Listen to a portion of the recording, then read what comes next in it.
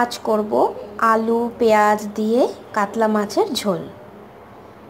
যা যা লাগবে খুব কম ইনগ্রিডিয়েন্টস দিয়ে আমি করছি। পেঁয়াজ কুচি, লঙ্কা কুচি আর আলু কেটে রেখেছি। এই দিয়েই আজকে আমি কাতলা মাছ রান্না করব।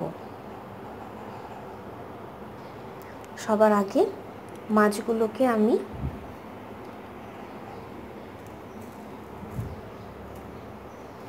নুন,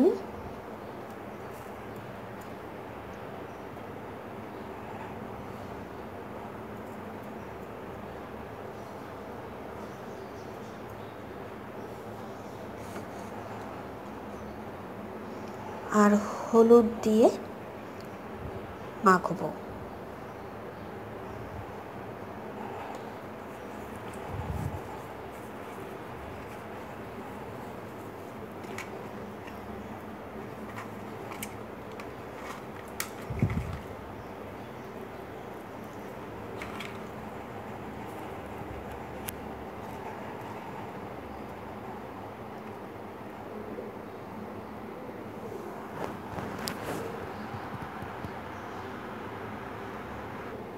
দেখো, আমার সমস্ত মাছ নুন আর হলুদ দিয়ে মাখানো হয়ে গেছে। আর কড়াইতে আমি তেল দিয়ে দেবো। এবারে আমরা রাইস ব্রান অয়েলটা ইউজ করি। আগে সর্ষের তেল ব্যবহার করতাম। এই যে এইভাবে আমি এবার তেলটা দিয়ে দেবো গরম কড়াইতে।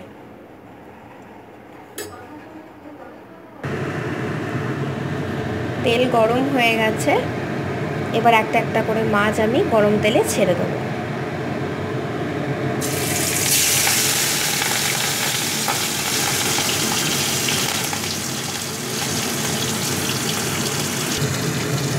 এইভাবে আমার মাছ ভাজা চলছে।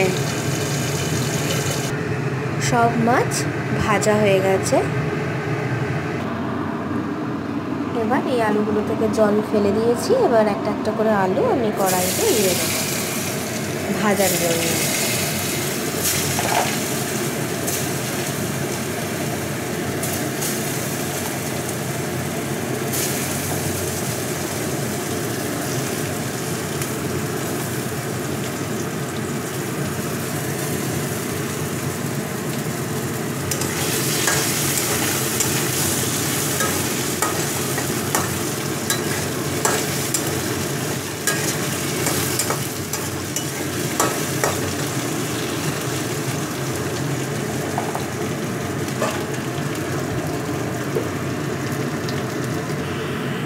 আলু ভাজাই হয়ে গেছে। এরপরে আমি পেঁয়াজ আর লঙ্কা যে কুচি করে রেখেছিলাম, লঙ্কাটাকে চিড়ে দিয়েছি আর পেঁয়াজ কুচি দিয়ে দেবো এর মধ্যে।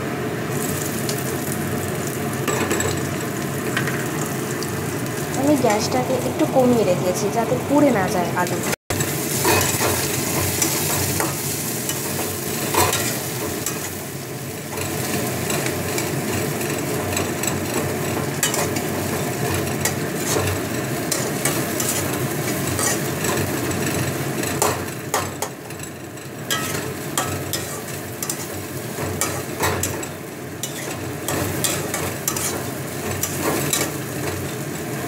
পেঁয়াজটা একটু ভাজা ভাজা হোক।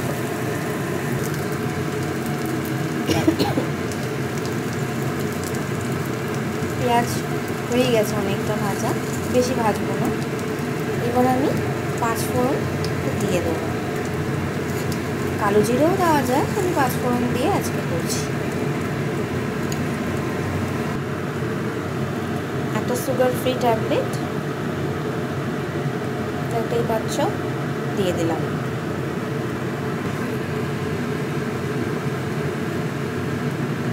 এবার নুন দিয়ে দিচ্ছি। এখন বেশি দিচ্ছি না, আপাতত একটুকুই দিলাম। হলুদ গুঁড়ো দিলাম।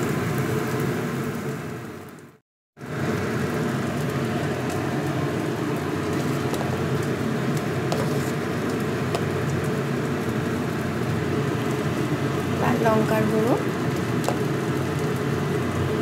দিলাম। ব্যাস, এর বেশি আমি আর কিচ্ছু দেবো না।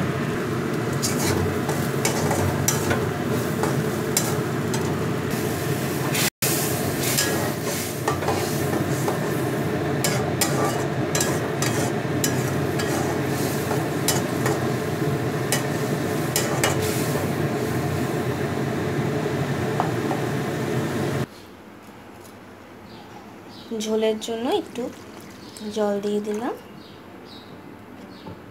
এবার ফুটার অপেক্ষায় রইলাম। টকবক করে ফুটছে, এবার আমি একটা একটা করে এইভাবে মাছগুলোকে দিয়ে দেবো।